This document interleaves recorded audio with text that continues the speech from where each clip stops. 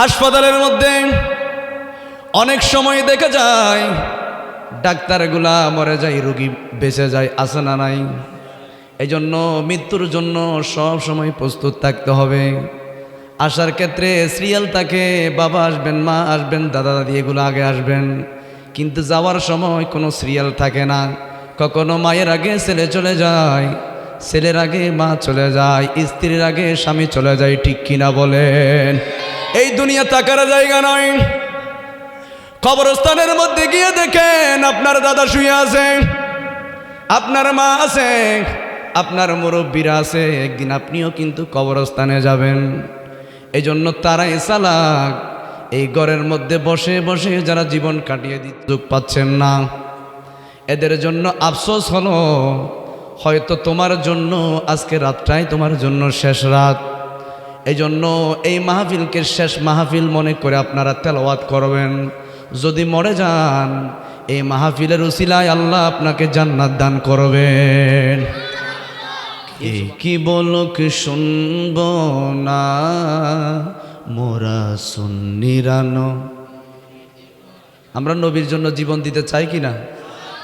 এটা আমি বলছি না, আল্লাহ কোরআনের মধ্যে বলছেন, কুল ইন কানা আবাউকুম ওয়া আবনাউকুম ওয়া ইখওয়ানুকুম ওয়া আজওয়াজুকুম ওয়া আশিরাতুকুম। হাবিব জানিয়ে দেন, স্ত্রীর চাইতে, পুত্রের চাইতে, মায়ের চাইতে, সম্পদের চাইতে নয়, জীবনের চাইতে আমি নবীজিকে, আপনি নবীকে বেশি ভালোবাসতে হবে। সুবহানাল্লাহ পড়েন না? কে কি বলুক শুনব না মোরা সুন্নিরানো, কে কি বলুক শুনব না মোরা সুন্নিরানো। মোদের মন্দ বলুক, বলুক ভণ্ড বলুক, মোরা কারো কথাই কান দেব না, কারো কথায় কান দেব না মোরা সুন্নিরানো। আহলে সুন্নাত ওয়াল জামাত, আরো জোরে বলেন না, আহলে সুন্নাত ওয়াল জামাত, আহলে সুন্নাত ওয়াল জামাত জিন্দাবাদ, জিন্দাবাদ, জিন্দাবাদ। কারো কথায় কান দেব না মোরা সুন্নিরানো। নবীর তাজিমে একটু দাঁড়ালে কত জনে কত কথা কয়, দিলে সালামি আমরা তো জানি, এ দিলে শান্তি কেমন হয়, এটা সুন্নি সারা অন্যে বুঝবে না মোরা সুন্নিরানো। আহলে সুন্নাত ওয়াল জামাত, আহলে সুন্নাত ওয়াল জামাত জিন্দাবাদ, জিন্দাবাদ, জিন্দাবাদ। কারো কথায় কান দেব না মোরা সুন্নিরানো। পবিত্র কোরআনে মাজিদ, কোরআনের দিকে তাকালে সুখের গুনাহগুলা যিনি মাফ করে দিবেন, বলেন তিনি কে? এই কোরআন ধরলে সওয়াব, এই কোরআন পড়লে সওয়াব, কোরআনকে বুকের মধ্যে বাজালে অন্তরটা তিনি শান্তি করে দিবেন, বলেন তিনি কে? কোরআন ধরলে সওয়াব, কোরআন পড়লে সওয়াব, কোরআনের সাথে সম্পর্ক রাখলে কিয়ামতের ময়দানে কোরআন সুপারিশ করবেন। যারা তেলাওয়াত করবেন, কোরআন যারা পড়েছেন, কোরআনকে যারা মহাব্বত করেছেন, এই কোরআনকে যারা বুকের মধ্যে ধারণ করেছেন, অর্থাৎ কোরআনে হাফেজ যারা হবেন, কিয়ামতের ময়দানে হাফেজদের, আলেমদের মা বাবাদেরকে রব্বুল আলামিন নূরের মুকুট পরাবেন আর বলবেন, ইকরা, তুমি তেলাওয়াত করো।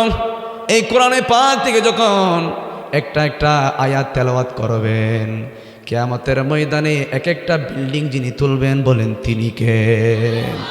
এই জন্য রব্বুল আলামিন কোরআনের মাধ্যমে আমার নবীর উপরে যখন কোরআন নাযিল হচ্ছেন, রহমাতুল লিল আলামিন, যিনি মায়ার নবী, রহমাতুল লিল আলামিন, ওই নবীর উপরে কোরআন যখন নাযিল করছেন, আল্লাহ বলেন তহা, তহা মানে আল্লাহ কসম করেছেন। রব্বুল আলামিন কোরআনের এমন কতগুলো সূরা শুরু করার আগে, আয়াত শুরু করার আগে কাটা কাটা অক্ষর দ্বারা আল্লাহ কখনো বলেন নুন, আবার কখনো বলেন ইয়াসিন। ইয়াসিন দিয়ে সূরা আসনা নাই? ইয়াসিন দিয়ে সূরা নাজিল করেছেন কে? আল্লাহ রাব্বুল আলামিন। কখনো বলেছেন ইয়াসিন, আবার কখনো বলেছেন আলিফ লাম মিম। এইভাবে কোরআনের মধ্যে কাটা কাটা অক্ষর দিয়ে, ছোট ছোট অক্ষর দিয়ে যেই রব কসম করেছেন চিৎকার দিয়ে বলেন তিনি কে? আল্লাহ রাব্বুল আলামিন এই সূরার মধ্যেও কসম করেছেন। আল্লাহ রাব্বুল আলামিন বলেন তাহা মা আনজালনা আলাইকাল কুরআনা লিতাশকা। হাবিব আপনি যে মন ছোট করে বসে আছেন, রব্বুল আলামিন বলছেন হাবিব কি জন্য অসন্তুষ্ট হয়ে মন ছোট করে বসে আছেন? আমার নবী যদি অসন্তুষ্ট হয়ে যায়, আরশ আজিম থেকে সন্তুষ্ট করার জন্য যিনি দায়িত্ব নিয়ে নেন বলেন তিনি কে? আরো জোরে বলেন। আল্লাহ বলেন তাহা। হাবিব কি জন্য আল্লাহ প্রথমেই কসম করলেন তাহা মা আনজালনা আলাইকাল কুরআনা লিতাশকা। হাবিব আপনি কি জন্য মন ছোট করেছেন? কি জন্য আপনি অসন্তুষ্ট হয়েছেন? কি জন্য মন ছোট করে বসে আছেন? আপনি বলেন মা আনজালনা আলাইকাল কুরআনা লিতাশকা। এই কোরআন হতভাগা জাতিদের জন্য। এই কোরআন তো নাজিল করা হয় নাই। এই কোরআনের প্রত্যেকটা হরফে হরফে ওই নবীর প্রশংসা করেছেন যিনি আপনার আমার নবী রহমাতুল লিল। কি জন্য আপনি মন ছোট করে বসে আছেন? এই কোরআন তো এই জন্য দিই নাই আপনি মন ছোট করে বসে থাকবেন। এই জন্য হতভাগা জাতিদের জন্য এই কোরআন দিই নাই। এই কোরআন এই জন্য নাজিল করেছি, কোরআনের প্রত্যেকটা হরফে হরফে, প্রত্যেকটা আয়াতে আয়াতে আপনার প্রশংসা যে রব বর্ণনা করেছেন বলেন তিনি কে?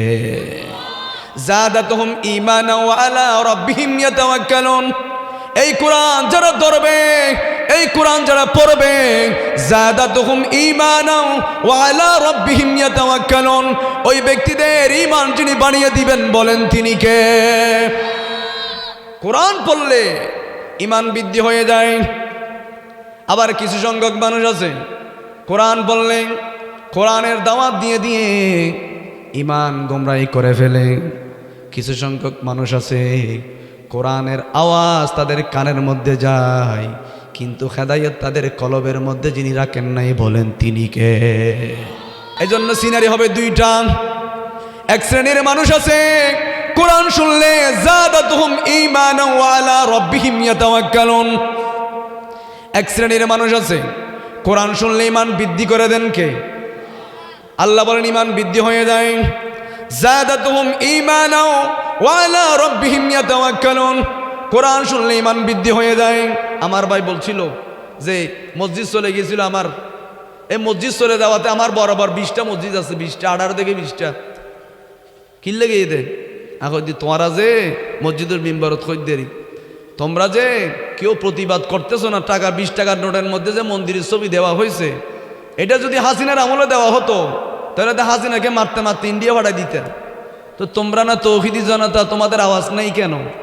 এটা বলছিলাম। কোথায়? মসজিদের মিম্বরে দাঁড়িয়ে। আবার ওনাদের আমলে ওনাদের বইয়ের মধ্যে যেগুলো বাঁদরের ছবি, এই ছবি তখনও বলছিলাম। আবার যখন সুদের বিরুদ্ধে বললাম, মসজিদের কমিটির সভাপতি বললেন হুজুর কাউকে বলে না, আমাকে দেখে দেখে বলেছেন। হুজুর আর চাই যাই হই দেন। হুজুর কি হয়? হুজুর আর চাই যাই এই না, আর মসজিদের ঘটনা মিডিয়াত আছে, এন ন হয়। মাদকের বিরুদ্ধে যখন বললাম, আরেকজন বলছেন আমি যে মদের ব্যবসা করি, মনে হয় হুজুর জেনে গিয়েছেন, মনে হয় কেউ না কেউ বলে দিয়েছেন এই হুজুর মাদকের বিরুদ্ধে কেন কথা বলবে, টাকার মধ্যে মন্দিরের ছবি দিবে নাকি মসজিদের ছবি দিবে, এটা নিয়ে কেন কথা বলবে, এগুলো কেন বলবে? হুজুর তেলাওয়াত করবে, হুজুর শুধু আলোচনা করবে নামাজ কেমনে পড়তে হয়, হুজুর তো এটা নিয়ে আলোচনা করবে রোজা কেমনে রাখতে হয়, হুজুর তো বলবে কিভাবে নফল নামাজ পড়তে হয়, কিভাবে রোজা রাখতে হয়, এগুলো নিয়ে আলোচনা করবে। হুজুরের কি দরকার মদের বিষয় নিয়ে আলোচনা করা? মদের বিষয় নিয়ে কোরআনের মধ্যে আলোচনা আছে না নাই? বলেন না। মদ যারা খায়, মদের সাথে যারা সম্পর্ক রাখে, মদ যারা খায় তাদের 7 দিনের ইবাদত, 7 দিন পর্যন্ত ইবাদত কবুল হবে না। যদি হুঁশ ফিরে না আসে 40 দিন পর্যন্ত তাদের কোনো ধরনের ইবাদত আল্লাহর দরবারে কবুল হবে না। কারণ রব্বুল আলামিন বলেন আমার নবীর জবানের মাধ্যমে, লা ইয়াদখুল জান্নাতা জাসাদুন, ওই শরীরটা জান্নাতের মধ্যে যাবে না গুজিয়া বিহারাম, যেই শরীরের মধ্যে হারামের বিন্দু পরিমাণ আছে ওই শরীরটা কখনো জান্নাতের মধ্যে যাবে না। ঠিক কিনা বলেন? এজন্য সুদখোর যারা সুদ খায়, যারা সুদের কারবার করেন, এটা তারে তকগুলি কি ভাই ওটা আগ্রাবাদন বেজি হাজার হাজার মানুষের সামনে হই তোমার নলি গোসলে বেঁধে দিন। যারা সুদ খায়, সুদের জন্য যারা কলম আনে, যারা সাক্ষী দেয়, যারা সুদের পক্ষে সুপারিশ করে, মায়ের সাথে জেনা করলে, মায়ের সাথে ব্যভিচার করলে যেই গুনাহ সবচেয়ে ছোট গুনাহ, এই যে সুদ যারা খায়, সুদের সাথে যারা সম্পর্ক রাখে, সুদের জন্য যারা কলম আনে, সুদের জন্য যারা সুপারিশ করে, ওই ব্যক্তিদেরকে এত ছোট নিকৃষ্ট গুনাহ বলেছেন রব্বুল আলামিন। বলে ছোট গুনাহ, এটা মাত্র ছোট গুনাহ। নিজের আপন মায়ের সাথে জেনা করা, নাউজুবিল্লাহ, রজুর হন না।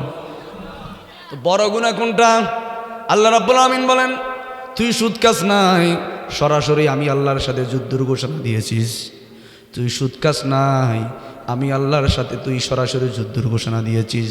এজন্য যারা সুদ খায়, যারা সুদের সাথে সম্পর্ক রাখে, সমাজের মধ্যে যারা সুদের কারবারি করে করে মাহাজুনের মতো টাকা তুলে বেড়ায়, ওই ব্যক্তিদেরকে জাহান্নামে তো নিক্ষেপ করবেন হাজার হাজার বছর, লক্ষ লক্ষ বছর সাঁতরাইতে বড় বড় ফ্যাট নিয়ে, বড় বড় কি বড় বড় ফ্যাট নিয়ে সাঁতরাইতে কুলের মধ্যে আসবেন। একদল ফেরেশতা থাকবে বড় বড় উহুদ পাহাড়ের মতো বড় বড় পাথর নিয়ে দাঁড়িয়ে থাকবেন। যেই মাত্র কুলের মধ্যে উঠতে চাইবে সেই মাত্র বড় বড় পাথরগুলো নিয়ে মুখের মধ্যে নিক্ষেপ করবেন, আবার একেবারে আগুনের সমুদ্রের মধ্যে চলে যাবেন। আবার কোটি কোটি বছর, মিলিয়ন বিলিয়ন বছর পর্যন্ত আবার সাঁতরাইতে আবার কিনারের মধ্যে আসবেন। আবার বড় বড় পাথর মেরে দেওয়া হবে, আবার আসবেন, আবার মেরে দেওয়া হবে। একদিন নয়, দুদিন নয়, যতদিন পর্যন্ত কোনো ফয়সালা হবে না, যতদিন পর্যন্ত কিয়ামতের ময়দানে ফয়সালা হবে না, আমার রহমতুল লিল আলামিন সুপারিশ করবেন না। সুপারিশ কার জন্য? আমার নবী করবেন। আল ইমামুল আদিলুন, ন্যায়পরায়ণ যারা শাসক হবেন, ন্যায়পরায়ণ যারা বাদশা হবেন, ন্যায়পরায়ণ যারা শাসক হবেন। আল ইমামুল আদিলুন বলতে ওই ব্যক্তিদেরকে সাবাতুন ইউজিল্লুকুমুল্লাহু ফি জিল্লিহি ইয়াওমা লা জিল্লা ইল্লা জিল্লু, ওই দিনটা এমন হবে 12টা সূর্য মানুষের মাথার উপর আসবে, ওখানেও কিছু মানুষের সম্মান থাকবে। আল ইমামুল আদিলুন, ন্যায়পরায়ণ ইমাম, ন্যায়পরায়ণ শাসক, ন্যায়পরায়ণ বাদশা যারা হবে তাদেরকে আরশ আজিমের নিচে যিনি ছায়া দান করবেন বলেন তিনি কে? গোস্বদে লিখবেন না?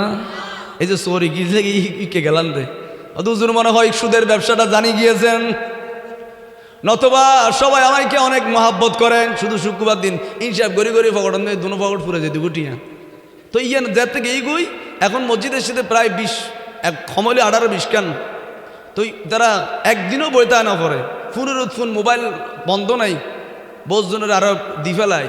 তুই তারা হত হুজুর অনারের বেতন কত দিত? আপনাকে বেতন কত দিত? যে 17,000, আমরা 20,000 দেব। এখন যেটা দেয় সেটা কত? 20,000। আরো কত সুন্দর, কত আরামাই, শুধু সপ্তাহে ওই একদিন যাই, মাসে 20,000। কত জায়গা থেকে ফোন, রাঙ্গামাটি থেকে বাঁশখালী থেকে পর্যন্ত ফোন করছে, সাতকানিয়া থেকে সব জায়গা থেকে ফোন করতে আমাদের মসজিদে আসেন। এই জন্য এটা বলতে যাচ্ছি, হকের মধ্যে থাকলে সাময়িক অসুবিধা হবে, কিন্তু বিজয় যিনি দিবেন বলেন তিনি কে? এখন বলছে হুজুর সুদের ওয়াজ প্রত্যেক জুমাই করবেন, কোনো সমস্যা নেই। হুজুর মাদকের ওয়াজ প্রত্যেক জুমাই করবেন। হুজুর আপনি কোরআন হাদিস মোতাবেক যা আছে সবগুলো তুলে ধরবেন, কারণ মসজিদের ইমাম সাহেব যিনি হবেন, কারণ এই যে আল ইমামুল আদিলুন, এখন আমরা ইমাম সাহেব দিয়ে সমাজ পরিচালনা করতেছি কেন? করতেছি না কেন? কারণ ইমাম সাহেবের টিয়া দিলেই তো সিনেমা উদ্বোধন করতে যাগুই, আছে না নাই? সিনেমা উদ্বোধন করার জন্য এটা মনে করতে যাগুই। আল্লাহ সিনেমা হোসেন বালা করে চলে, এগিন মিডিয়াতে সিধে হইতে পার বানোয়ার প্রধান ইয়ং ফল আরো ভালো বেশি জানে, ঠিক কিনা বলেন না? এজন্য আমার নবী মসজিদ নববী শরীফ থেকে সারা পৃথিবীকে কন্ট্রোল করতেন। রহমতুল্লিল আলামিন সব জায়গায় শাসন করতেন। খলিফাতুল মুসলিমিন সৈয়দনা ফারুক আজম ওমর রাদিয়াল্লাহু তাআলা আনহু, যিনি অর্ধ পৃথিবীর শাসক ছিলেন, যার শাসন আমলের মধ্যে কোনো মানুষ বঞ্চিত হয় নাই অধিকার থেকে, কোনো মানুষ অনাহারের মধ্যে থাকে নাই, একটা রাষ্ট্রের কুকুর পর্যন্ত কুত্তা পর্যন্ত না খেয়ে মারা যায় নাই। অথচ যিনি প্রেসিডেন্ট, ওনার গায়ের মধ্যে যেই জামাটা গায়ের মধ্যে দিয়েছেন, ওই জামার মধ্যে একটা নয় দুইটা নয়, বড় বড় 12টা থালি ছিল। সুবহানাল্লাহ বলেন। যিনি অর্ধ পৃথিবীর শাসক ছিলেন, ওনার কিন্তু একটা থেকে দুইটা জামা নাই, ওই জামার মধ্যে 12টা থালি ছিল। যিনি আমিরুল মুমিনিন খলিফাতুল মুসলিমিন, ওনার আমলের মধ্যে এক ইহুদি আসলেন। ইহুদি এসে বললেন, তোমাদের প্রেসিডেন্টের বাড়িটা কোথায়? তোমাদের প্রেসিডেন্টের রাজমহলটা কোথায়? কাশমহল কোথায়? তোমাদের প্রেসিডেন্টের ঘরটা কোথায়? তোমাদের প্রেসিডেন্টের মন্ত্রীগুলা কোথায়? ফৌজ গার্ডগুলা কোথায়? সিকিউরিটি গার্ডগুলা কোথায়? সাহাবা ইকরাম বললেন, আমাদের প্রেসিডেন্টের তো কোনো ভালো ঘর নাই, আমাদের প্রেসিডেন্টের তো কোনো ফৌজ গার্ড নাই, আমাদের প্রেসিডেন্টের তো কোনো সিকিউরিটি গার্ড নাই। গিয়ে দেখো, হয়তো মদিনা শরীফের কোনো বিলের মধ্যে শুয়ে আছে। সুবহানাল্লাহ বলেন না। যিনি প্রেসিডেন্ট, ওই ইহুদি এসে বললেন, তোমাদের প্রেসিডেন্ট কোথায়? তোমাদের প্রেসিডেন্টের বাড়ি কোথায়? প্রেসিডেন্টের বিল্ডিংটা কোথায়? প্রেসিডেন্টের গাড়িটা কোথায়? বলেন, আমাদের প্রেসিডেন্টের কোনো গাড়ি নাই, আমাদের প্রেসিডেন্টের কোনো বাড়ি নাই, আমার প্রেসিডেন্টের কোনো সিকিউরিটি গার্ড নাই। গিয়ে দেখো, হয়তো মদিনা শরীফের বিলের মধ্যে শুয়ে আছে। ঠিক ইহুদি গিয়ে দেখলেন, তালাশ করতে করতে করতে করতে একজন থেকে জিজ্ঞেস করলেন, তোমাদের আমিরুল মুমিনিন যিনি প্রেসিডেন্ট, যিনি রাষ্ট্রপতি, যিনি প্রাইম মিনিস্টার, উনি কোথায়? একজন বললেন, ওই দেখা যায় আমিরুল মুমিনিন, উনি আমাদের প্রেসিডেন্ট। সুবহানাল্লাহ বলেন। উনি আমাদের প্রেসিডেন্ট। ওই ইহুদি দেখে বললেন, যিনি অর্ধ পৃথিবীর শাসক, যিনি আমিরুল মুমিনিন, ইনি কিন্তু দামি জামা গায়ে দিয়ে বসে নাই। উনি নিজের একটা যেই জামা ছিল, ওই জামাটা খুলে গায়ের নিচে, ওই জামাটা মাথার নিচে দিয়ে আমিরুল মুমিনিন ঘুমাচ্ছেন। সুবহানাল্লাহ বলেন। দিনের বেলায় ঘুমাচ্ছে, কারণ রাতের বেলায় আমাদের যাদের মন্ত্রী মিনিস্টার ভোট দেওয়ার পর খুঁজে পাওয়া যায় না, কিন্তু আমিরুল মুমিনিন রাতের বেলায় ঘর থেকে বের হয়ে যেতেন, তালাশ করতেন কোন ঘরের মধ্যে খাবার নাই, কোন ঘরের মধ্যে খাবারের কষ্ট মানুষের মধ্যে রয়েছে, কোন মানুষ কষ্টের মধ্যে রয়েছেন, এলাকার কি পরিস্থিতি, রাস্তাগুলা ধরে ধরে দেখতেন। ও আমিরুল মুমিনিন, তোমার আমলের মধ্যে যদি এই রাস্তাগুলো যদি উঁচু নিচু হয়, মানুষের উঠতে উঠতে অনেক কষ্ট হবে। যার কারণে উঁচু নিচু হওয়ার কারণে এই রাস্তার মধ্যে যদি মানুষ উঠতে কষ্ট হয়, কিয়ামতের ময়দানে একজনের আদালতের মধ্যে তোমাকে আসামি হতে হবে। বলেন তিনি কে? তো আমি বলছিলাম, ঢাকার মধ্যে যে মন্দিরের ছবি দেওয়া হয়েছে, এগুলো তো ইতিপূর্বে বাংলাদেশের জন্মলগ্ন থেকে, ইতিপূর্বে বাংলাদেশ সৃষ্টি থেকে শুরু করে কেউ তো এই দুঃসাহস দেখাতে পারে না। আজকে তারা কেন ঢাকার মধ্যে মসজিদের ছবি বাদ দিয়ে মন্দিরের ছবি দিল? তোমাদের আওয়াজ নেই কেন? এগুলো যখন বললাম তখন ওদের না, কিন্তু সমস্যা। এরকম মানুষ আছে না নাই? বলেন আছে না নাই? এই জন্য হক কথা যদি বলতে চান, হকের মধ্যে যদি থাকেন, হকের মধ্যে থেকে যদি জীবনটা পরিচালনা করেন, হকের মধ্যে যদি আপনার জীবনটা দিয়ে দেন, হকের মধ্যে থেকে যদি আপনি জীবন পরিচালনা করেন, হকের জন্য যদি নিজের সবগুলো যদি দিয়ে দিতে পারেন, মরার সাথে সাথে যিনি জান্নাত দিবেন, বলেন তিনি কে? এজন্য এই আয়াত যখন নাজিল হচ্ছে, আল্লাহ রাব্বুল আলামিন বলেন, তাহা হাবিব শপথ, মা আনজালনা আলাইকাল কুরআন লিতাশকা। হাবিব, কোরআন তো এই জন্য নাজিল করে নাই, কোরআন তো এই জন্য দিই নাই আপনি হতাশা হবেন, আপনি চিন্তিত হয়ে যাবেন। কোরআনের জন্য দিই নাই, ইল্লা তাযকিরাতান লিমান ইয়াখশা। এই কোরআনের জন্য দিয়েছি, এই কোরআনের প্রত্যেকটা হরফে হরফে, আয়াতে আয়াতে আমার নবীর প্রশংসা যিনি করেছেন তিনি কে? এই জন্য এই কোরআন এমনি আসে না। এই কোরআন নাজিল হওয়ার সময় অন্য লাগন না, হস্টন না, এই কোরআন এমনি আসে নাই। রহমাতুল লিল আলামিন কোরআনের আয়াত নাযিল হওয়ার সাথে সাথে সাহাবীদের কাছে বর্ণনা করতেন।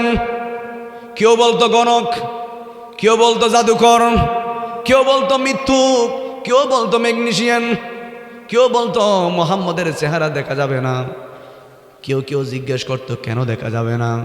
বললেন মুহাম্মদের চেহারা যে দেখে সেই আর কাফের থাকে না, সেই মুসলমান হয়ে যায়। সুবহানাল্লাহ। প্রচার করতে লাগলেন মুহাম্মদ একটা আমাদের মতো মানুষ, মুহাম্মদ ম্যাগনেশিয়ান, মুহাম্মদ সাংবাদিক, বলে যে আছে না নাই? এটা কাফেরদের কথা। কাফেররা বলতো মুহাম্মদ একটা ম্যাগনেশিয়ান, মুহাম্মদ জাদুকর, মুহাম্মদ একটা দার্শনিক, মুহাম্মদ একটা বিভিন্ন রকমের খারাপ খারাপ কথা বলতেন। খবরদার হাজী সাহেবরা, হজ করবা, জমজমের পানি নিবা, কিন্তু খবরদার মুহাম্মদের চেহারা দেখা যাবে না। নাউজুবিল্লাহ বলেন না, মুহাম্মদের চেহারা দেখা যাবে না। জিজ্ঞেস করা হলো কেন দেখা যাবে না? বললেন মুহাম্মদের চেহারা যেই দেখে ওই ব্যক্তি আর কাফের থাকে না, বাপদাদার ধর্ম ভুলে গিয়ে সবাই মুসলমান হয়ে যায়। হাজী সাহেবরা বললেন যাব যাব, আমরা ওই নবীর কাছে যাব। কারণ মানুষের একটা হাসিয়ত হলো যেই দিকে নিষেধ করবেন মানুষ ওই দিকে আরো বেশি যেতে চাই, ঠিক কিনা বলেন? হাজী সাহেবরা বললেন যাব যাব, আবু জাহেল তোমার কথা শুনবো না, আমরা যাব যাব, মুহাম্মদের কাছে যাব, দেখি কেমন জাদু দেখায়, দেখি কেমন ম্যাগনেশিয়ান, দেখি কত বড় জাদুকর। আগে মুহাম্মদের কাছে যাব, হজ করি আর না করি আগে মুহাম্মদের কাছে যাব। সবাই দলবদ্ধ হয়ে সকালবেলা রহমাতুল লিল আলামিনের ঘরের দরজার মধ্যে গিয়ে গ্যাদারিং শুরু করলেন। সবাই আমার নবীর দরজার মধ্যে, হজ করতে কেউ যায় নাই, আমার নবীর দরজার মধ্যে গ্যাদারিং করতে লাগলেন। সবাই কখন আমার নবী বের হবেন, সবাই ঘরের দরজার মধ্যে দাঁড়িয়ে আছেন। যেই মাত্র রহমাতুল লিল আলামিন ঘরের দরজা ওপেন করলেন, নবীজির নূরানী চেহারা দেখে দেখে সবাই বেহুশ হয়ে জমিনের মধ্যে পড়ে গিয়েছেন। আমার নবীর চেহারা কেমন সুন্দর ছিল! আমার নবী চাঁদের চেয়ে সুন্দর। আমার নবীর চেহারা যদি একবার দেখেন, স্বপ্নের মধ্যে হোক, জীবনে যদি একবার দেখেন, জাহান্নামের আগুন যিনি হারাম করে দিবেন বলেন তিনি কে? জাহান্নামের আগুন হারাম হয়ে যাবে। সবাই দেখা মাত্র বেহুশ হয়ে গেলেন। হুজ যখন ফিরে আসলেন, লক্ষ লক্ষ মানুষ আমার নবীকে বললেন আমরা আর বিধর্মী থাকতে চাই না, আমরা আর কাফের থাকতে চাই না, আমাদেরকে একত্রে কালিমা পড়াই দেন, লা ইলাহা।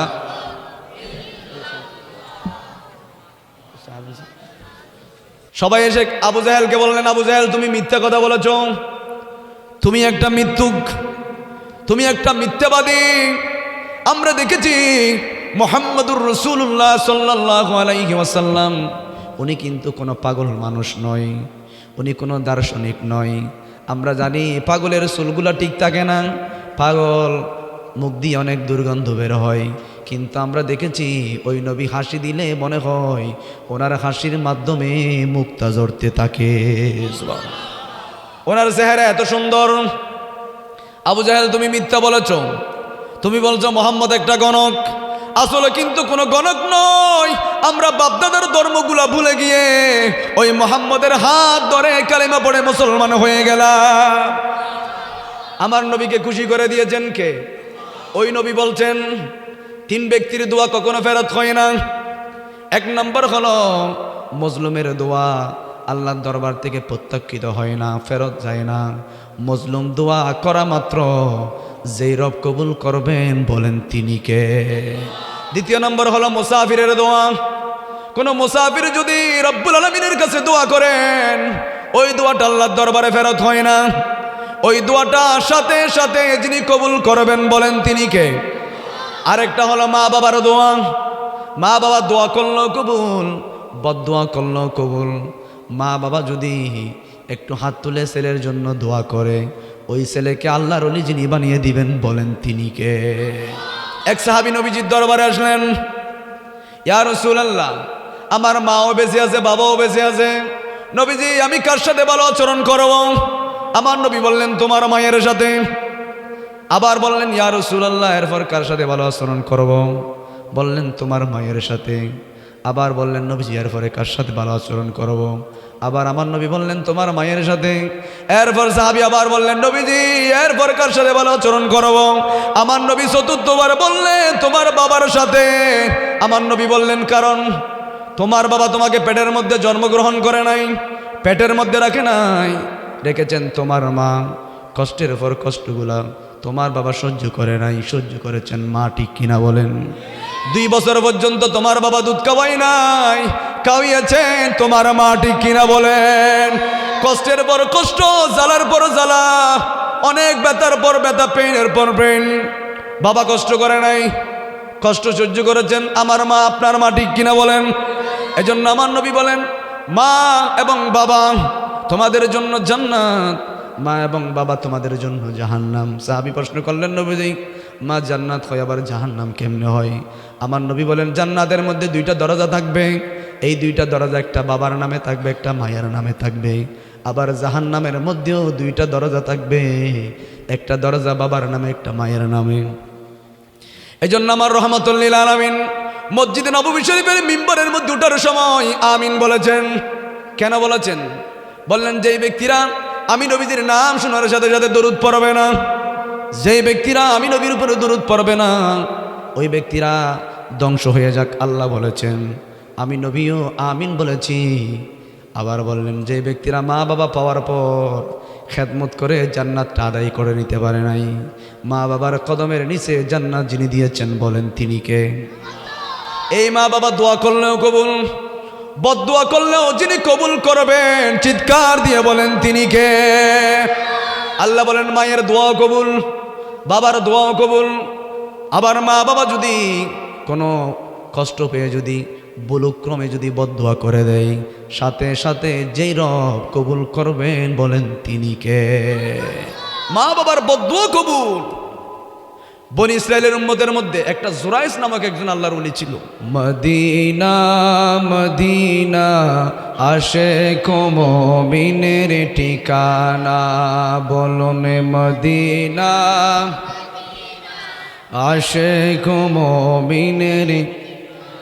দিদারে চেয়ে কাঁদো তোমরা, দিদারে চেয়ে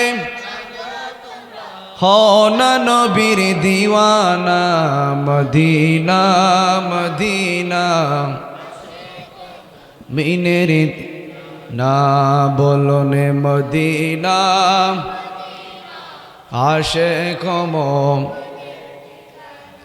জালালউদ্দিন সুয়ুতি ৭৫ বারে দেখিল নবীজি, বলেন জালালউদ্দিন ৭৫ বারে দেখিল নবীজি, এতবারে দেখিয়াও নবী এতবার তৃপ্তি তাহার হলো না, মদিনা আশিক মুমিনের ঠিকানা, বলুন মদিনা আশিক মুমিনের। নবীর শ্রেষ্ঠ সাহাবী হযরত আবু বকর সিদ্দিকী, নবীর শ্রেষ্ঠ সাহাবী হযরত আবু বকর সিদ্দিকী, ভালোবেসে শুইল পাশে, ভালোবেসে যায়া দেখো মদিনা মদিনা আশিক মুমিনের ঠিকানা, বলুন মদিনা আশিক মুমিনের। আমরা ওই মদিনা যেতে চাই কিনা? আমার নবীজি জিন্দা আছে না নাই? আমার নবী রওজায়ে পাকে জিন্দা আছে না নাই? আমার নবী আমরা সালাম দিলে শুনেন কিনা? আমার নবীকে দেখার ক্ষমতা দিয়েছেন কে? ওই নবী বলছে, হাদিস বুখারীর মধ্যে উল্লেখ হয়েছে, জুরাইস নামক এক ব্যক্তি তাহাজ্জুদের নামাজে দাঁড়িয়েছেন। ওয়া মিনাল লাইলি ফাতাহাজ্জাদ বিহি নাফিলাতান লাকা আসা আইয়াবাসাকা রাব্বুকা মাকামান মাহমুদা। তাহাজ্জুদের যায় নামাজে মরণ দিও প্রভু আমায়, একামতে দিনের কাজে শরীক করে নিও আমায়। আল্লাহু আকবার বলেন, আরো জোরে বলেন আল্লাহু আকবার। বলেন ইয়া রাসূলুল্লাহ।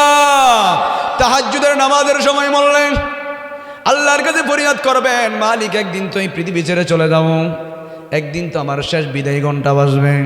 কারণ আমরা দেখেছি কাঁধের মধ্যে বাবার লাশ নিয়ে মা বাবা কাঁধের মধ্যে বাবার লাশ নিয়ে কবরের মধ্যে নামায় দেয়, ভাইয়ের লাশ ভাই কাঁধের মধ্যে নিয়ে কবরের মধ্যে নামায় দেয়।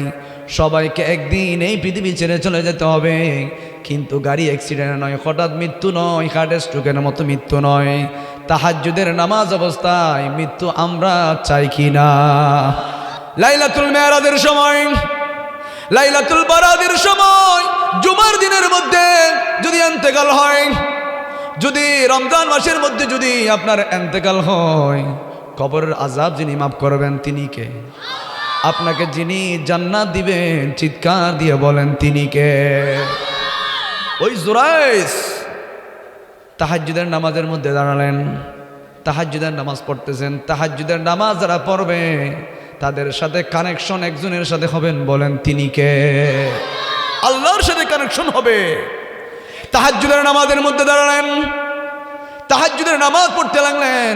পড়তে পড়তে হঠাৎ করে মা এসে বললেন, এই জুরাইস, ও আমার ছেলে, আমার বড় তৃষ্ণা পেয়েছেন, আমাকে এক গ্লাস পানি দাও। মা বাবা খুশি হয়ে গেলে যিনি খুশি হয়ে যাবেন তিনি কে?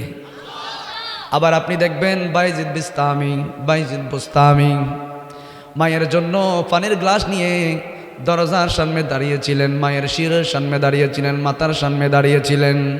ফজরের সময় মা যখন চোখ খুলে দেখলেন নিজের ছেলে এশারের পর থেকে পানির গ্লাস নিয়ে দাঁড়িয়ে আছেন, মা যখন আল্লাহর কাছে হাত তুলে দোয়া করেছেন, ওই ছেলেকে আল্লাহর ওলি যিনি বানিয়ে দিয়েছেন, বলেন তিনি কে? মা যদি খুশি হয়ে যায়, মা বাবা যদি খুশি হয়ে যায়, এজন্য যারা বিখ্যাত হয়েছেন, যারা উপরের ল্যাঙ্কের মধ্যে গিয়েছেন, আপনি তাদেরকে জিজ্ঞেস করবেন, ও ভাই আপনি কি কারণে এই উপরের ল্যাঙ্কে গিয়েছেন? সবাই এক বাক্যে বলবেন, আমার মায়ের দোয়া, আমার বাবার দোয়া। কারণ মা বাবা দোয়া করলে ছেলে উপরের ল্যাঙ্কে চলে যায়। আবার শিক্ষিত অনেক ছেলে মেয়ে দেখবেন, হাটাজারির মধ্যে আমি দেখেছি মা বাবার লাশ 40 ঘন্টা পর্যন্ত ফ্রিজের মধ্যে ছিল, গাড়ির মধ্যে ছিল। ছেলে মেয়েরা দাফনও করে নাই, কাফনও পড়ায় নাই, গোসলও দেয় নাই, ঠিক কিনা বলেন? এজন্য শিক্ষিত বানাবেন। এমন শিক্ষিত নয় যে শিক্ষিত হওয়ার কারণে আপনাকে বুড়ো বয়সে বৃদ্ধাশ্রমে যেতে হয়, এমন শিক্ষা নয়। এমন শিক্ষা বানান, এমন শিক্ষিত করেন যেই সন্তান মরে যাওয়ার পর গোসল করাবেন।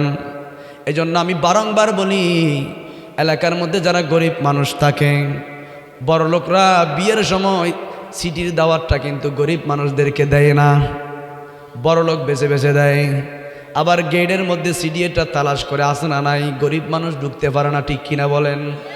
ওই বড় লোক যখন মারা যায়, বড় লোকরা ফেসবুকের মধ্যে ছেড়ে দেয়, অমুক বাড়ির নিবাসী আমার বন্ধু, আমার আত্মীয় আজকে মারা গিয়েছেন, দুপুরে জানাজা, জানাজার মধ্যেও যায় না, শুধু ফেসবুকে জানাজা শেষ হয়ে যায়, ঠিক কিনা বলেন? কিন্তু যাদেরকে আপনি দাওয়াত দেন নাই, যাদেরকে গরিব বলেন, বিয়ের মধ্যে মেজবানির মধ্যে দাওয়াত দেন নাই, মৃত্যুর সংবাদ শোনার সাথে সাথে খন্দা খোদাল নিয়ে কবর করতে চলে যায়, তারা ঠিক কিনা বলেন? তারা চলে যায়। এই জন্য এমন শিক্ষিত বানাবেন না যেই শিক্ষার কারণে সেই নাস্তিক হয়ে যাবে, যেই শিক্ষার কারণে সেই কোরআন তেলাওয়াত থেকে দূরে চলে যাবে, যেই শিক্ষার কারণে মুরব্বি দেখলে সম্মান করবে না, যেই শিক্ষার কারণে মা বাবার কবরের মধ্যে আযাব হবে, যেই শিক্ষার কারণে বৃদ্ধ বয়সে আপনাকে বৃদ্ধাশ্রমের মধ্যে যেতে হবে। বৃদ্ধাশ্রম বাংলাদেশে আছে না নাই? ছেলে আমার মস্ত মানুষ, মস্ত অফিসার, মস্ত ফ্ল্যাটে যাই না দেখা এপার ওপার, নানান রকম জিনিস আর আসবাব দামি দামি, সবচেয়ে কমে দামি ছিলাম একে মাত্র আমি। ছেলের আবার আমার প্রতি অগাধ সম্ভ্রম, আমার ঠিকানাটাই বৃদ্ধাশ্রম, ঠিক কিনা? এই বৃদ্ধাশ্রমে খবর নিয়ে দেখেন, কোনো আলেমের মা নাই, কোনো আলেমের বাবা নাই, কোনো হাফেজ সাহেবের বাবা নাই। বৃদ্ধাশ্রমের মধ্যে তারাই আছে যাদেরকে ইংলিশ মিডিয়ামে পড়িয়েছেন। ইংলিশ মিডিয়ামে যাদেরকে পড়িয়েছেন তারা আজকে বৃদ্ধাশ্রমের মধ্যে অপেক্ষা করতেছে। তোর জন্য আমি ঘরে একটা বরাদ্দ রাখতেছি, কখন তোর ছেলেরা তোকে পাঠাবে। ইংলিশ মিডিয়ামে পড়া, উচ্চশিক্ষা বানান, জজ ব্যারিস্টার বানান, উকিল বানান, ইসলাম কখনো এগুলাকে নিষেধ করে না। কিন্তু আপনার ছেলেকে সর্বপ্রথম কোরআন শিক্ষা দেওয়ার প্রয়োজন আছে না নাই? নামাজ শিক্ষা দেওয়ার প্রয়োজন আছে না নাই? কোরআন যখন হাতের মধ্যে তুলে দিবেন, এই কোরআন আপনার ছেলেকে পুরো পৃথিবীর সাথে পরিচয় করে দিবে। কথা বলেন ঠিক কিনা? উনি নামাজের মধ্যে দাঁড়ালেন, নিয়ত করলেন। মা এসে বললেন, ইয়া জুরাইজ, সন্তান আমাকে এক গ্লাস পানি দাও, তৃষ্ণার জন্য আমি থাকতে পারছি না, এক গ্লাস পানি দাও, আমাকে এক গ্লাস পানি দাও।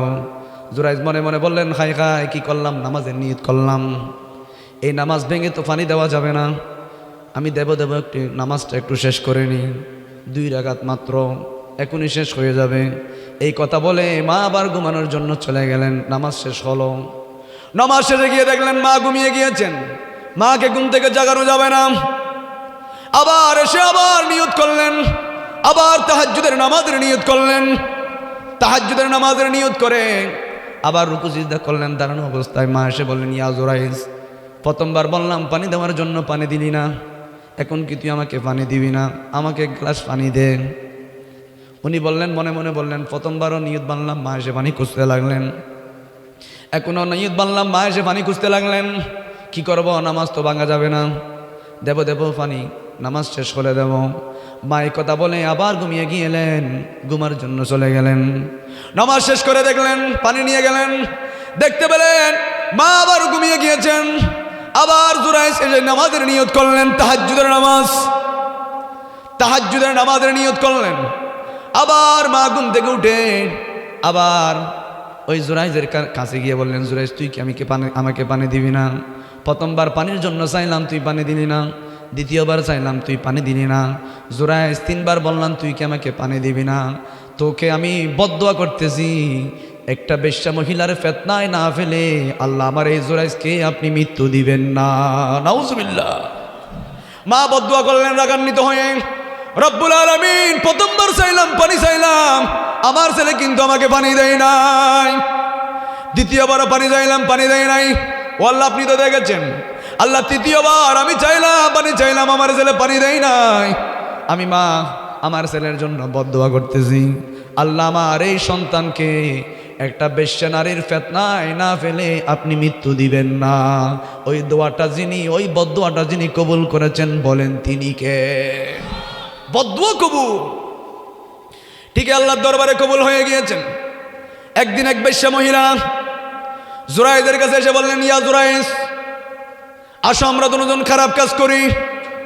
জুরাইজ বললেন, না না, আমি খারাপ কাজ করতে পারবো না, কারণ আমার যিনি মালিক, আমার যিনি স্রষ্টা, আমার যিনি প্রভু, অন্ধকারে হোক, গোপনে হোক, প্রকাশ্য হোক, যিনি দেখবেন, বলেন তিনি কে? কত অপরাধ আপনি করেছেন, কত জুলুম আপনি করেছেন, কত সুদ আপনি খেয়েছেন, কত জেনা আপনি করেছেন, কত ব্যভিচার আপনি করেছেন, কত মিথ্যা কথা আপনি বলেছেন, যা কিছু বলেছেন, যত মানুষকে ঠকিয়েছেন, যত মিথ্যা মামলা দিয়েছেন, যত ব্যভিচার করেছেন, যত মানুষকে আপনি কষ্ট দিয়েছেন, পৃথিবীর কেউ না দেখলেও যিনি দেখবেন, বলেন তিনি কে? আলাইসাল্লাহু বিআহকামিল হাকিমিন, যিনি বিচারকদের বিচারক, যিনি বিচারকদেরও বিচার করবেন, যিনি কিয়ামতের ময়দানে পুঙ্খানুপুঙ্খানু বিচার করবেন, এক পা সামনেও যাবে না, এক পা পিছনেও আসবে না, সমস্ত কিছুর বিচার যেই রব করবেন, বলেন তিনি কে? যত মানুষকে আপনি ঠকিয়েছেন, যত মানুষের জায়গা আপনি দখল করেছেন, যত মানুষ থেকে আপনি সুদ খেয়েছেন, যত মেয়ের সাথে আপনি জেনা করেছেন, যত ব্যভিচার করেছেন, যত মানুষকে ক্ষমতা দেখিয়েছেন, কিয়ামতের ময়দানে পুঙ্খানুপুঙ্খানুভাবে যেই রব হিসাব নিবেন, বলেন তিনি কে? ওই ব্যক্তিরা বলবেন আল্লাহ। আল্লাহ বলবেন, এটা তোর আমলনামা নে, এটা তোর আমলনামা। বাম দিক থেকে, বাম হাতের মধ্যে পিছন দিক থেকে হাতটা গোল করে একেবারে সিনা বরাবর ছিদ্র করে, হাতটা বুক বরাবর ছিদ্র করে বের করে দিবেন। আল্লাহ বলবেন, ধর তোর, এটা তোর আমলনামা। পিছন দিক দিয়ে আমলনামা দেওয়া হবে। আমলনামা নেওয়ার পর ওই ব্যক্তি বলবেন, ও আল্লাহ, এটা কেমন আমলনামা?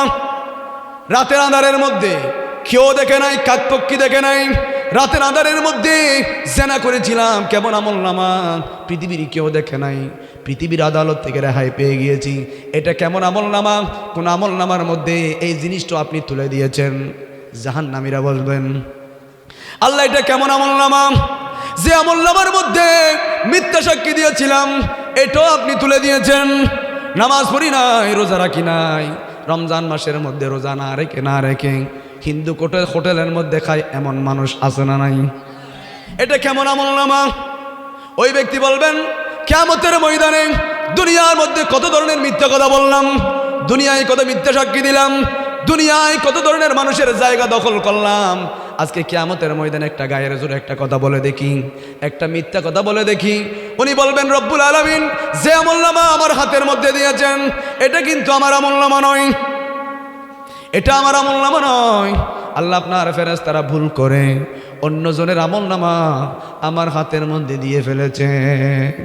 ওই ব্যক্তি বলবেন, দুনিয়ায় কত মিথ্যা কথা বললাম, দুনিয়ায় কত ধরনের কেউ না দেখে মতো কথা বললাম, কত কিছু করলাম, আজকে জাহান্নামে যেতে যদি হয় আগে একটা মিথ্যা কথা বলেই দেখি। সাহস করে বলবেন, আল্লাহ, এই আমলনামাটা আমার নয়, আপনার ফেরেশতারা ভুল করে এই আমলনামাটা আমাকে দিয়ে ফেলেছেন, কিন্তু এটা আমার আমলনামা নয়। আল্লাহ বলবেন, আমার ফেরেশতারা ভুল করে না, তোর কাঁধের মধ্যে দুইজন ফেরেশতা ডিউটি দিয়ে দিয়েছেন, বলেন তিনি কে? কিরামান কাতিবিনকে ডাকা হবে, তোদের ব্যাকআপ ফেলগুলা দেন। কি করেছিল? মাহফিল চলছিল, ঘরের মধ্যে ঘুমিয়েছেন, মাহফিল চলছিল, রাস্তায় রাস্তায় ঘুরেছেন, এই ব্যাকআপ ফেলগুলা দেন।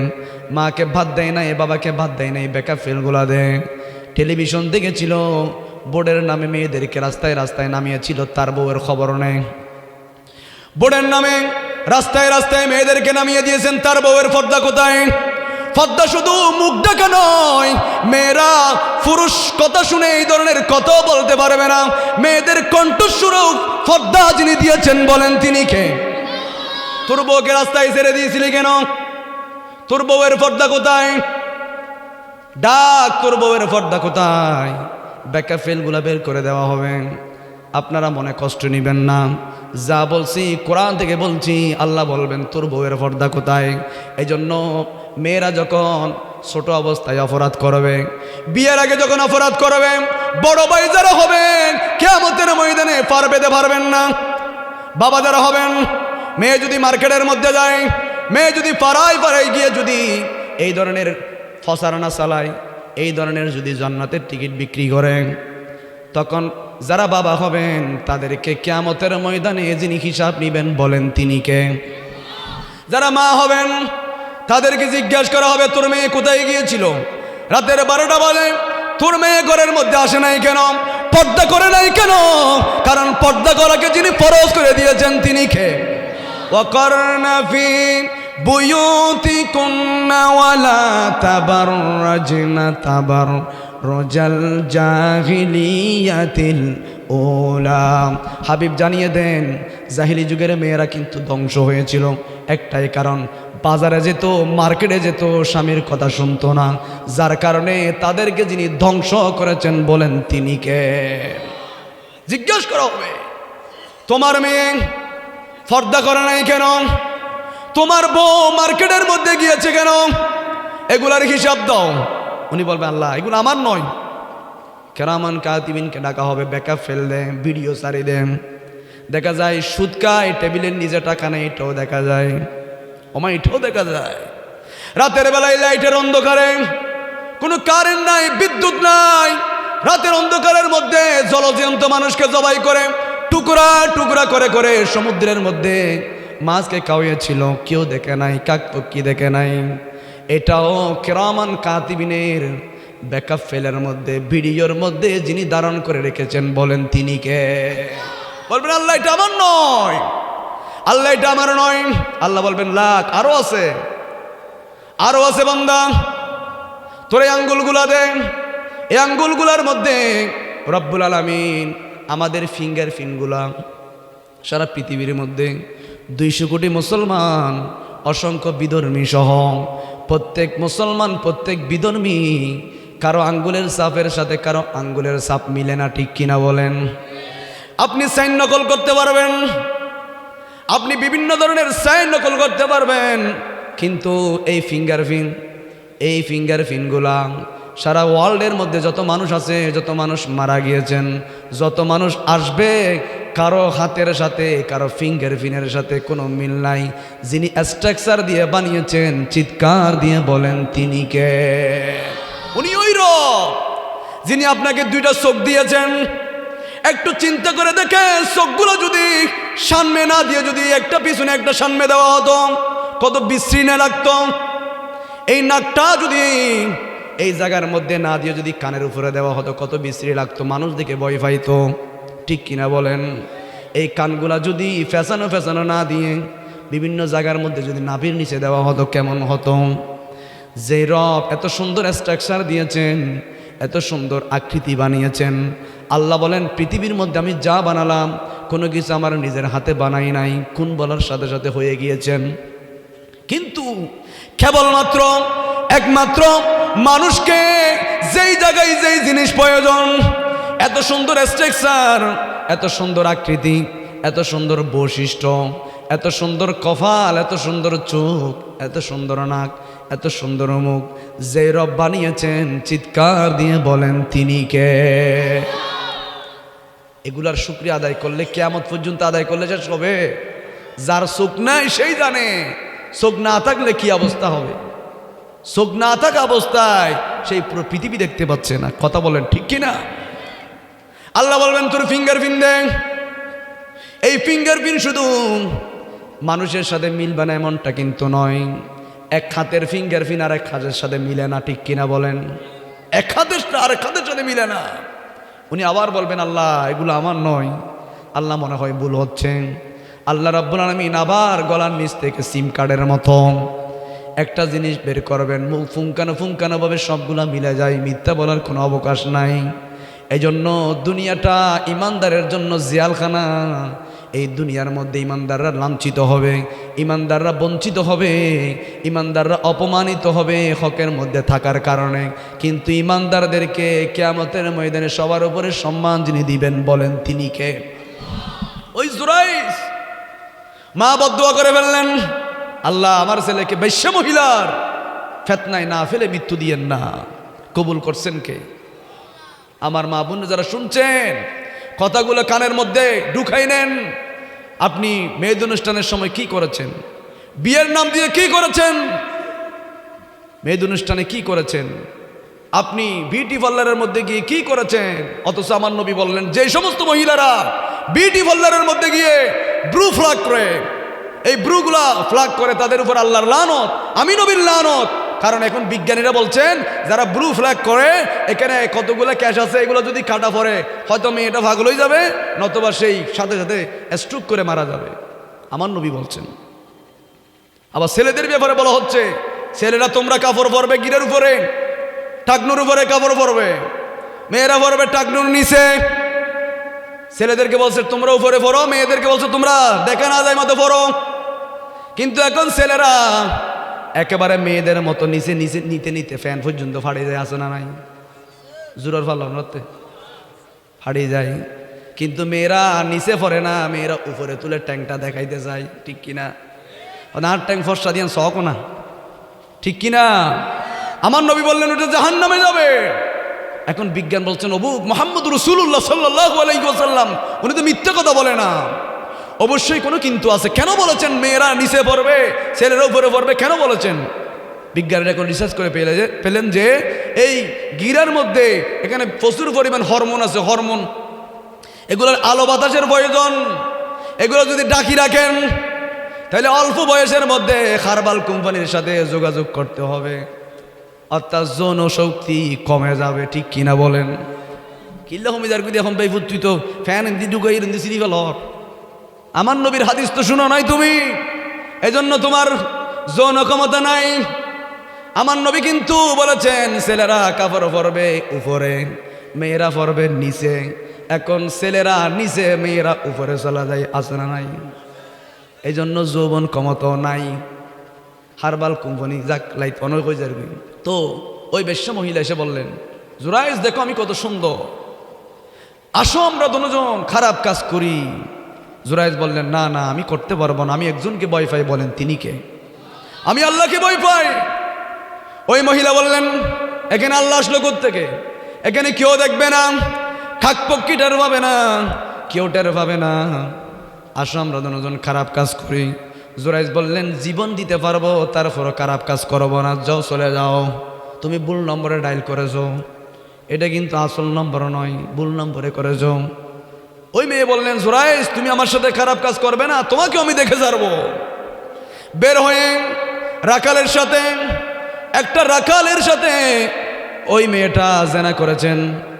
জেনা করার কিছুদিন পর 2-3 মাস যখন গিয়েছেন, এলাকার মেয়েরা, এলাকার ছেলেরা বলতেছেন, মুরব্বীরা বলতেছেন ও মেয়ে তুমি তো বিয়ে করো নাই, তোমার পেটটা অসহ হতে লাগলো কেন? বলেন আমি বিয়ে করেছি, আমি জেনা করেছি। বলেন কার সাথে?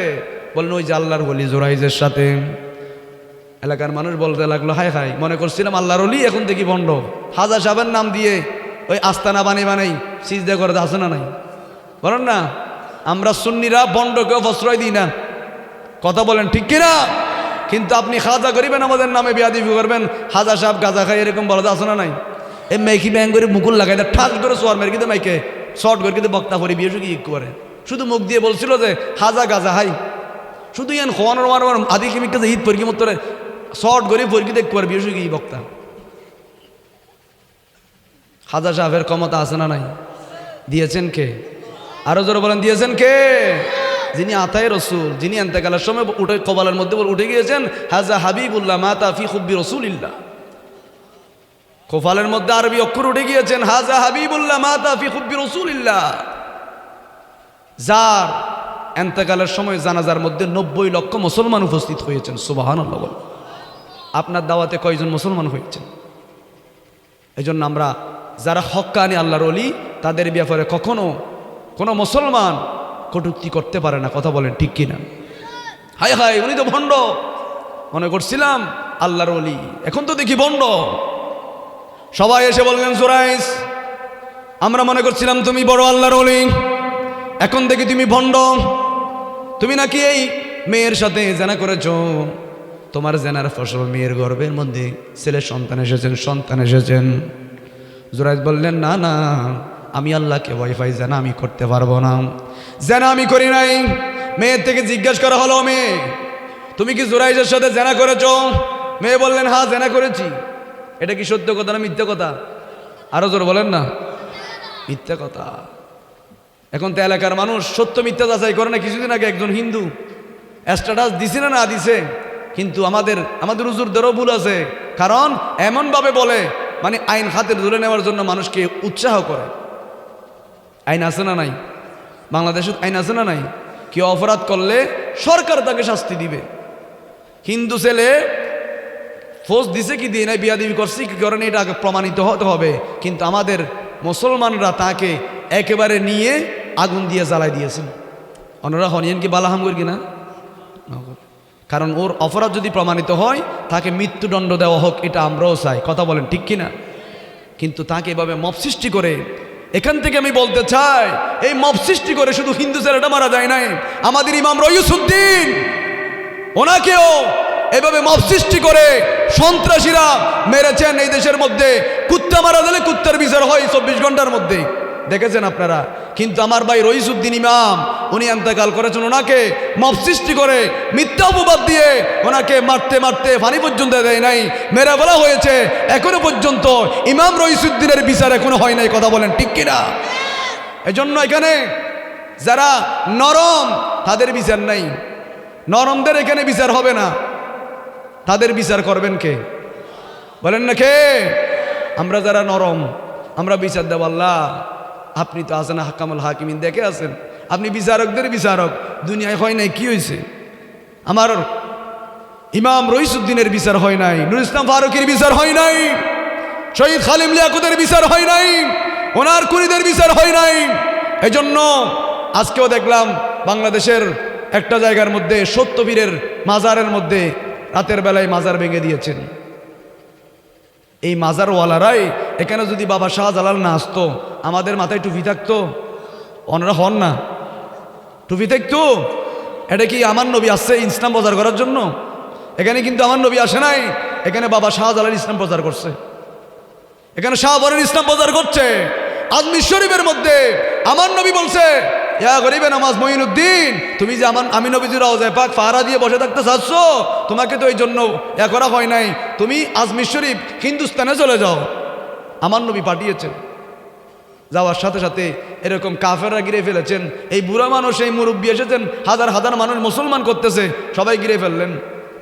গরিব নামাজ আল্লাহর কাছে ফরিয়াদ করেন, আল্লাহ এতগুলা মানুষের ঘরে ঘরে যাওয়া আমার সম্ভব নয়, এতগুলা মানুষকে দাওয়াত দেওয়া আমার পক্ষে সম্ভব নয়। আল্লাহ যেহেতু আমাকে তারা মারার জন্য এসেছেন, আমার জবানটা এমন করে দেন তাদের দিকে থাকানো মাত্র তারা যাতে আমি যা বলবো সবগুলো মেনে নেই। সুবহানাল্লাহ বলেন। গরিবে নামাজ মুখ দিয়ে যা বলেছেন, আসছিল মারার জন্য, গরিবে নামাজকে দেখা মাত্র সব ভুলে গিয়ে বললেন, ইয়া গরিবে নামাজ কালিমা পড়াই দেন। লক্ষ লক্ষ মানুষ মুসলমান হয়ে গিয়েছেন। এই জন্য ওলিদের নজর নেগাহে ওলি মে ইয়ে তাসিরও দেখি, বদলতি হাজারো কি তকদিরও দেখি। ওলিদের নজরের মধ্যে পড়লে সোরেটা আবদাল হয়ে যায়। সুবহানাল্লাহ বলেন। ওই মেয়েকে জিজ্ঞেস করা হলো, বললেন আমার সন্তানের বাবা হচ্ছে জুরাইজ। জুরাইজ এবার উনি বললেন, না আমি তো তোমার সন্তানের বাবা নই। ওই মানুষ থেকে অনুমতি নিয়ে বললেন, আমি 2 রাকাত নামাজ পড়তে চাই। 2 রাকাত নামাজ পড়ার পর যা হয় তা হবে। বললেন ঠিক আছে 2 রাকাত নামাজ পড়ে নাও। 2 রাকাত নামাজ পড়ে আল্লাহর কাছে ফরিয়াদ করলেন, মালিক আল্লাহ আপনি তো জানেন আমি কি জানা করছি কিনা, এটা তো আপনি জানেন। মালিক আপনি যদি এক হয়ে থাকেন, আজকে নামাজ শেষে ওই মহিলার পেটের দিকে আমি ইশারা করে বলবো, আপনি ওই মহিলার পেটের মধ্যে ছেলে হোক মেয়ে হোক সবার জবান খুলে দিতে হবে। নামাজ শেষে ঠিকই জুরাইজ ওই মহিলার পেটের দিকে বললেন, ওই পেটের মধ্যে যা আসো বলো তোমার বাবাকে। পেট থেকে আওয়াজ আসতেছে, আপনি আমার বাবা নয়, রাখাল আমার বাবা। সুবহানাল্লাহ বলেন। আমার আল্লাহ চাইলে একেবারে গোস্তের টুকরা ওখান থেকেও শব্দ যিনি বের করেন বলেন তিনি কে?